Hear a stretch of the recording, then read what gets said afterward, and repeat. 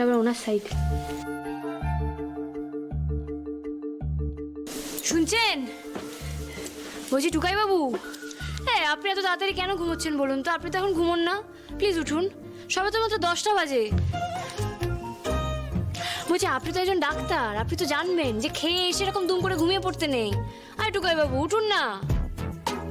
আরে কি হয়েছে? শরীর খারাপ? জ্বর আসছে? দেখি তো।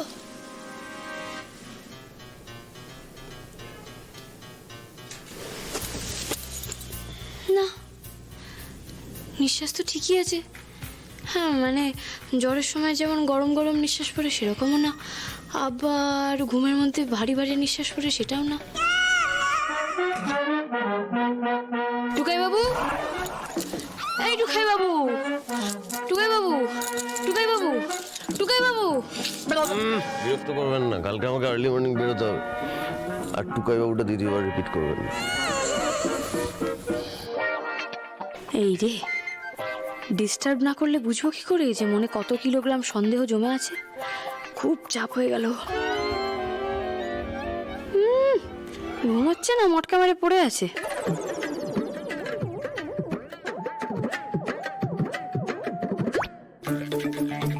জেগে আছি সেটা বুঝতে গেলেই সমস্যা। এমন কথার ফুলঝুরি ফোটাবে যে নিজেই গড়গড় করে সত্যিটা বলে দেবে। কিছুতেই বুঝতে দেওয়া যাবে না আমি কি ভাবছি।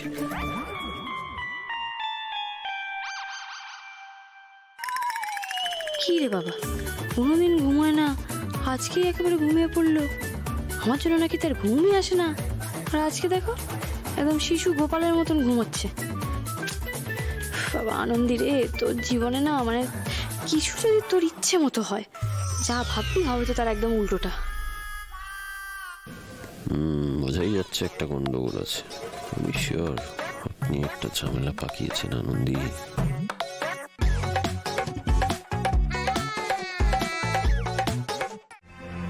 আনন্দি, ফর গড সেক এসব বন্ধ করুন। আর কবে বুঝবেন যে জীবনে শান্তিটা জরুরি?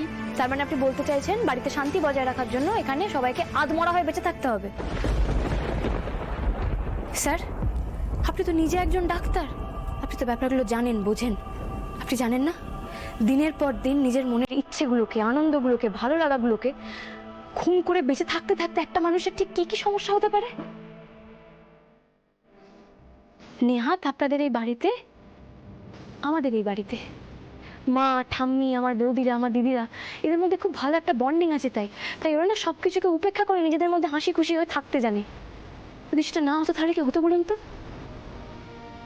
আনন্দি, আর থাক না মা, থাক। আদি তো ঠিক কথাই বলেছে।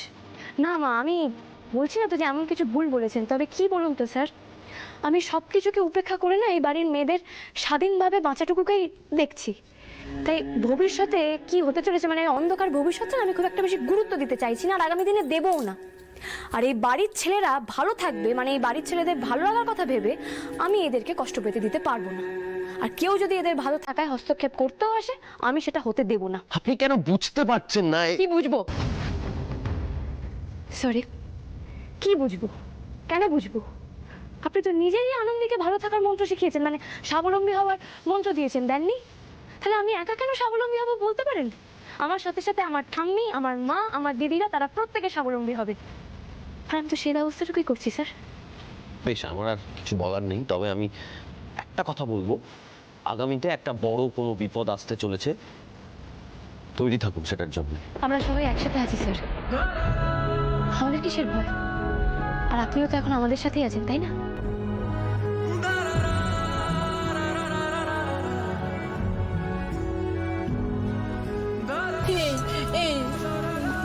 ধরা পড়ে গেলাম। হ্যাঁ, ভালো লোকের হাতে ধরা পড়েছে সোনাদি।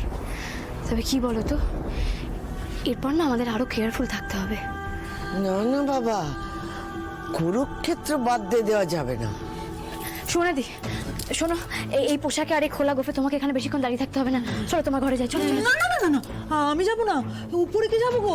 উপরে তো অয়ন্তিকা কাকিমা সবাই আছে। দূর বাবু, আমি ওদের ঘরে ছিটকিনি তুলে দিয়ে এসেছি। হ্যাঁ, চিটকেনি তুলে এসছি। কোথায় চিটকেনি? দরজা খোলা, আমি দেখে এসছি। ভয় ভয় একবার টপকে এসছি। আর যাবো না আমি। ওরে বাবা, সর্বনাশ করেছে। আমি বোধহয় ছিচকিটা তুলতেই ভুলে গেছি। ওরে তাড়াতাড়ি যা, তোরা তাড়াতাড়ি যা, এক্ষুনি বোধহয় ওরা এখানে এসে পড়বে। মা দুর্গা নাম নিয়ে বেরিয়ে চললো। থামি তুমি না। কটা আঙুল? ওই থামো তো, এইসব ভুলভাল কথা আমি বুঝিও না। আমি এক্ষুনি দেখছি একটা ছেলে তোমার সঙ্গে লাল রঙের একটা কি জামা কাপড় পরে ঢুকলো তোমার সাথে। লাল রং তো? হ্যাঁ। এই দেখুন, দেখি দেখি, এই দেখুন সুমনাদি আজকে একটা নতুন ডিজাইনের লাল রঙের ব্লাউজ পরেছে। আরে কি করছেন কি কাকিমণি, শীতের দিনে এভাবে বস্ত্রহরণ করবেন না, অবলা নারী। আর লাল রং তো 100 হাত দূর থেকেও দেখা যায়, তাই জন্য তো যে কোনো সিগন্যালে, ট্রামে, বাসে, ট্রেনে লাল রঙই আমরা দেখতে পাই। কাকিমণি, হ্যাঁ আমি বলি কি, আপনি না একটা মাথার ডাক্তার দেখান। হ্যাঁ, তার সাথে একটা চোখের ডাক্তারও দেখান। মানে আপনি যা শুরু করেছেন আমার কিন্তু মতিগতি ঠিক ভালো লাগছে না। তাই তো কাকিমা, তুমি না কেমন একটা হয়ে যাচ্ছ জানো তো। তুমি কি খুঁজছো বলো তো? ওরে বাবা, ভূত নয় তো? হ্যাঁ না না সুমনাদি, ডাক্তারদের বাড়িতে ভূত আসবে কোথা থেকে? আমি বলি কি, আমি বরং মেডিনেস থেকে কাকুমণিকে বলি যাতে কাকুমণির একটা ফুল বডি চেক আপ করে দেয়। হ্যাঁ, ওটাই ভালো হবে। বলছি যে সত্যি বলছো, কেউ ছিল না এখানে? কাকিমণি, এবার কিন্তু আপনাকে নার্সিংহোমে অ্যাডমিট হতে হবে।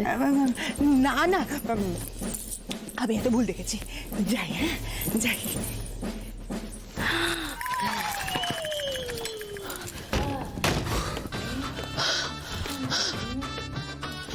ওরে বাবা গো আনন্দী, উফ, আমি আর পাচ্ছি না। তুমি যদি তাড়াতাড়ি আমাকে শাড়িটা না পরে দিতে তাহলে কি হতো বলো তো? বাবা টেনশনে তোমার মাথা কাজও করে। হ্যাঁ, আমার তো হাত পা ঠান্ডা হয়ে গেছিল। সুমনাদি, আমাদের দেখেছো তো একটার পর একটা কিরকম ফাঁড়া লেগে আছে। তুমি না এবার খুব সাবধানে নার্সিংহোমে যাবে আর খুব সন্তর্পণে আমাকে ফোন করবে, মানে বুঝতে পারছো তো?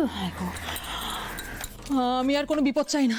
জয় মা দুর্গা, জয় মা দুর্গা, জয় মা দুর্গা, সব ঠিক করে দাও মা গো। হ্যাঁ মা দুর্গা, তুমি সব ঠিক করে দাও মা। ওই তিতির পাখির ফাঁড়া যেমন কাটিয়ে দিয়েছো, এই ফাঁড়াও কাটিয়ে দাও মা দুর্গা, এই ফাঁড়াও কাটিয়ে দাও। জয় মা। উফ।